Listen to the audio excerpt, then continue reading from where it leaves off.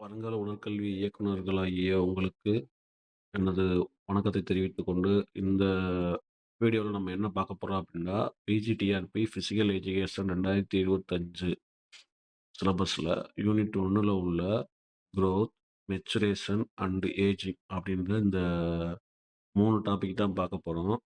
Motor டெவலப்மெண்ட்ல இந்த 3மே very important. நம்ம வளர வளர நம்மளோட மோட்டார் டெவலப்மெண்ட்டு வளர்ந்துட்டே போகும் குரோத்ல.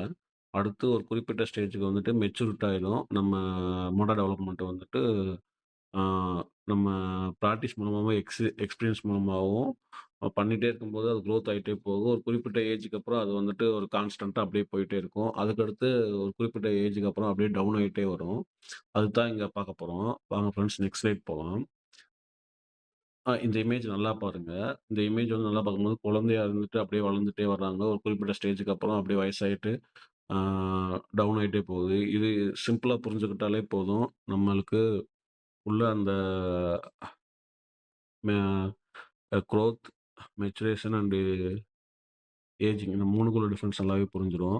குரோத் மோட்டார் டெவலப்மெண்ட் வந்துட்டு நம்ம கொ பிறந்தப்ப இருந்து அப்படியே வளரும்போது வேகமா வளர்ந்துட்டே வரும். ஒரு குறிப்பிட்ட ஏஜுக்கு அப்புறம் அப்படியே ஸ்லோவாயிட்டே போயிட்டு, அப்புறம் அப்படியே கான்ஸ்டன்ட்டா போக ஆரம்பிக்கும். அதுக்கடுத்து என்ன பண்ணுமா அப்படின்னா, அந்த கான்ஸ்டன்ட் வேல்யூலருந்து அப்படியே குறைய ஆரம்பிச்சுட்டே வரும். மெச்சுரேஷன் மெச்சூர்டு ஏரியா அதாவது முதிர்ச்சி ஏரியாவுல வந்துட்டு நம்ம ஒரு ஸ்டாண்டர்ட் வேல்யூல போயிட்டே இருக்கோம். அடுத்து ஏஜிங்ன்ற ஏரியாவுல வந்துட்டு அப்படியே டவுன் ஆயிட்டே வரும். அந்த 3 தான் இந்த டாபிக்கோட அர்த்தமேவும். அந்த 3மேவும் சிம்பிளா புரிஞ்சுக்கிட்டா போதும். இப்ப அடுத்து என்ன பண்றோம் அப்டின்னா, அடுத்த ஸ்லைட்ல வந்துட்டு ஒவ்வொரு டாபிக்கையும் ஒவ்வொரு எப்டின்னு சொல்லியிருக்கேன். வாங்க நெக்ஸ்ட் ஸ்லைடு போலாம். இங்க பாருங்க. பிசிக்கல் மோட்டார் டெவலப்மென்ட் அதாவது உடல் செயல்திறன் என்பது உடல் செயல்திறன் வளர்ச்சி. ஓகேங்களா? உடல் செயல்திறன் வளர்ச்சி என்கம்பசஸ் குரோத், மெச்சுரேஷன் அண்ட் ஏஜிங். அதாவது உடல் செயல்திறன் என்பது குரோத், மெச்சுரேஷன், ஏஜிங் ஆகிய 3மே உள்ளடக்கியது அப்படின்னு சொல்லியிருக்காங்க. ஆ இது எதுக்கெல்லாம் இன்வால்வ் ஆகுதுன்னா, involving the development of the movement skills.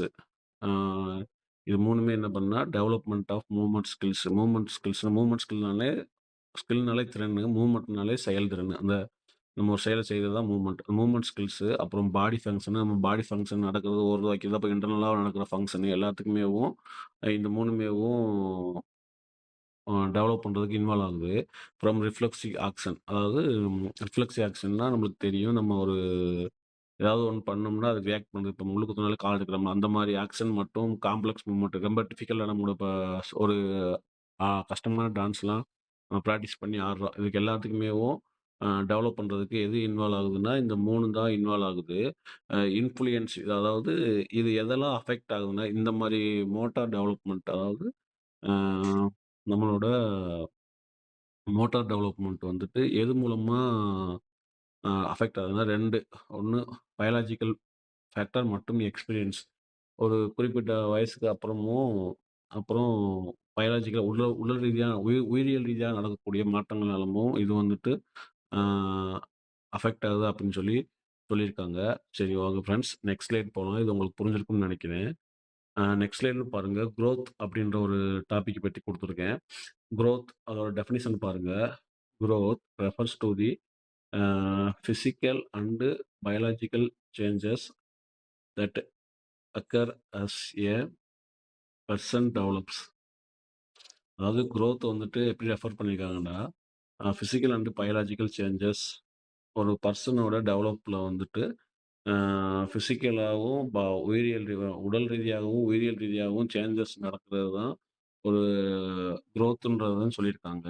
இது என்ன பண்ணுது அப்படின்னா, including increase in size and complexity of the body. ஓகேங்களா? இது என்ன பண்ணுது அப்படின்னா, சைஸ இன்கிரீஸ் பண்ணுது. சிக்கலான அ உடல் அமைப்புகளையும் டெவலப் பண்ணுது அப்படின்னு சொல்லிருக்காங்க. காம்ப்ளெக்ஸிட்டி ஆஃப் தி பாடி. அ இது வந்துட்டு அதாவது குரோத்ன்னா என்ன பண்ணுதுன்னா, ஒரு உடல் ரீதியாகவும், உயிரியல் ரீதியாகவும் ஒரு மனுஷன் அ அ ஸ் வளர்றது தான் குரோத் அப்படின்னு சொல்லியிருக்காங்க. உடல் ரீதியா சைஸ் பெருசாகுது. அதாவது இன்கிரீஸ் இன் சைஸ்.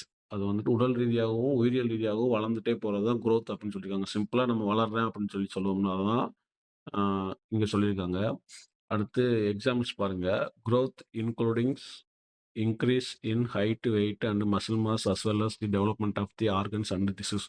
இதுல இத படிக்கும்போது உங்களுக்கு புரிஞ்சிருக்கும். Increase the height, weight and muscle mass. குரோத்ல வந்துட்டு எல்லாமே டெவலப் ஆகுது. அது கூட சேர்ந்தேவும் உள்ள இருக்க இன்டர்னல் ஆர்கன்ஸ் அண்ட் டிஷ்யூஸ்னா சின்ன ஒரு செல்ஸ் தான் டிஷ்யூஸ்ன்னு சொல்லுவோம். அதுவுமே சேர்ந்து டெவலப் ஆகுது அப்படின்னு சொல்லியிருக்காங்க. இதத்தான் குரோத்ன்னு சொல்லியிருக்காங்க.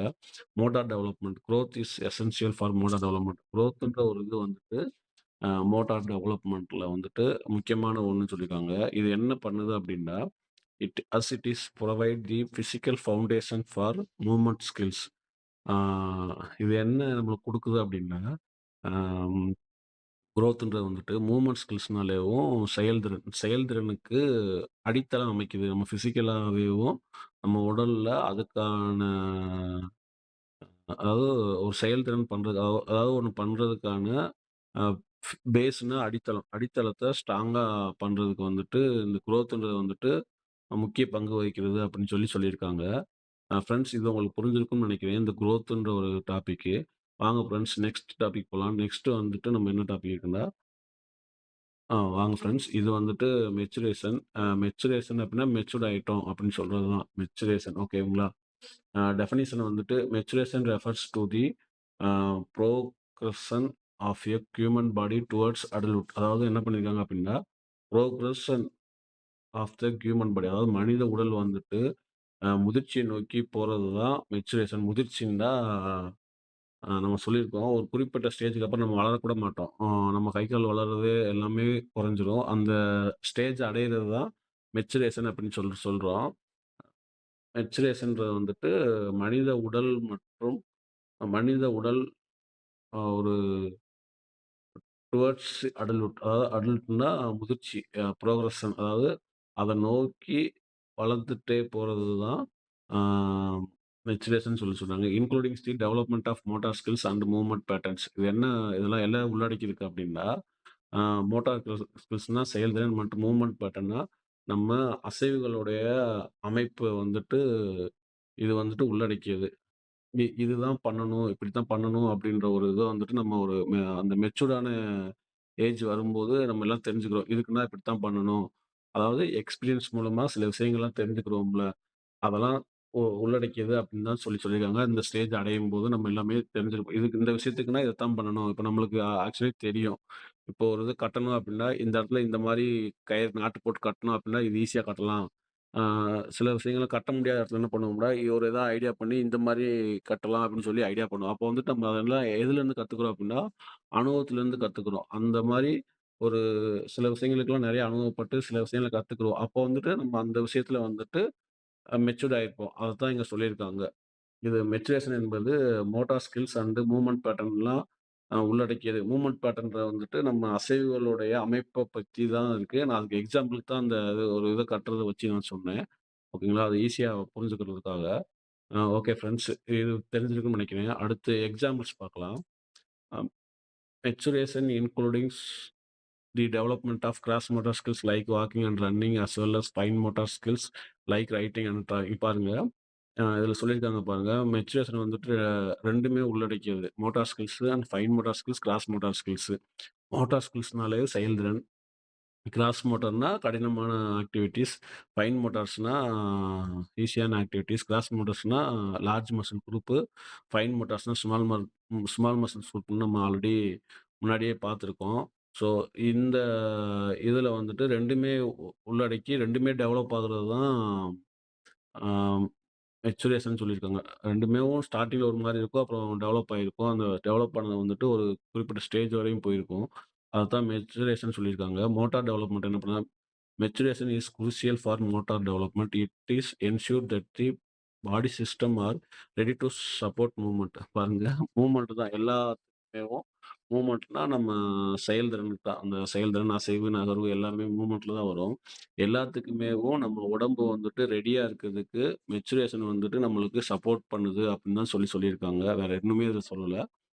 நம்ம ஒரு செயல செய்றதுக்கு நம்ம உடம்பு வந்துட்டு ரெடி ஆகுறதுக்கு இந்த மெச்சுரேஷன் வந்து நம்மளுக்கு சப்போர்ட் பண்ணுது அப்படின்றத இந்த கன்டென்ட் குடுத்துருக்காங்க. ஆ ஓகே ஃப்ரெண்ட்ஸ். இது வந்துட்டு உங்களுக்கு இப்ப புரிஞ்சிருக்கும்னு நெனைக்கிறேன் நான் சொன்னது. ஓகே ஃப்ரெண்ட்ஸ் நெக்ஸ்ட் போலாம். நெக்ஸ்ட் வந்து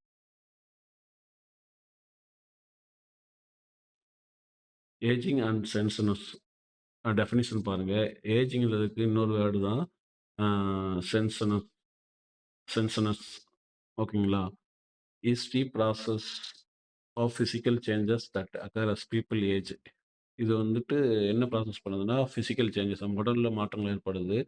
எத பொறுத்து அப்டின்னா, பீப்பிள் ஏஜ பொறுத்து சேஞ்சஸ் நடக்குன்னு சொல்லி போட்டுருக்காங்க. Including declines in physical function and performance. இது பாருங்க, அ இது என்ன பண்ணுது அப்டின்னா, டிக்ளைன்ஸ் அதாவது எத டிக்ளைன்ஸ் பண்ணுதுன்னா, பிசிக்கல் ஃபங்ஷனையும், அதோட பெர்ஃபார்மன்ஸையும் குறைக்குது. ஏஜ் ஆகும்போது நம்மளால சில விஷயங்கள் நல்லா பண்ண முடியாது. சில விஷயங்கள்ல அ பண்றதோட செயல்திறன் குறையும். அப்படின்னு தான் இங்க சொல்லியிருக்காங்க. அதுதான் ஏஜிங்.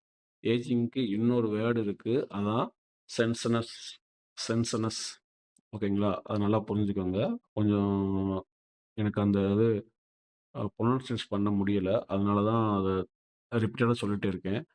நெக்ஸ்ட் வந்துட்டு பாருங்க மோட்டார் டெவலப்மென்ட். அ மோட்டார் டெவலப்மென்ட் வந்துட்டு ageing can lead to declines in motor skills. பாருங்க ஏஜிங் வந்துட்டு எத லீட் பண்ணுது அப்படின்னா, மோட்டார் ஸ்கில்ஸோட அ மோட்டார் ஸ்கில்ஸ்னாலே செயல்திறன். அத டிக்ளைன் பண்ணுது. அத டிக்ளைன் பண்ணுதுன்னா குறைக்குது அப்படின்னு சொல்லி. அண்ட் மூவ்மெண்ட் எபிலிட்டி மூவ்மெண்ட்னாலே தெரியும்.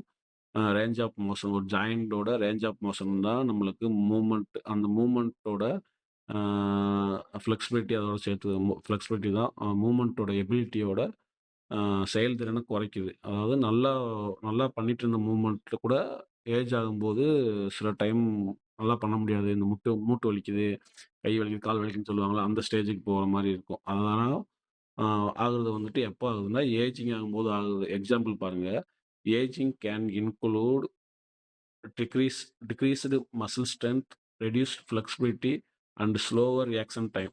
என்னென்ன பண்ணுது? மசில் ஸ்ட்ரென்த்த குறைக்குது. ஃப்ளெக்சிபிலிட்டிய குறைக்குது. அண்டு ரியாக்ஷன் டைம் நம்ம பண்ற ஏதாவது ஒரு வேலைய நம்ம உடனே பண்றதோட, செயல்பாடுகளோட வேகத்த குறைக்குது அப்படின்னு சொல்லியிருக்காங்க. Okay friends.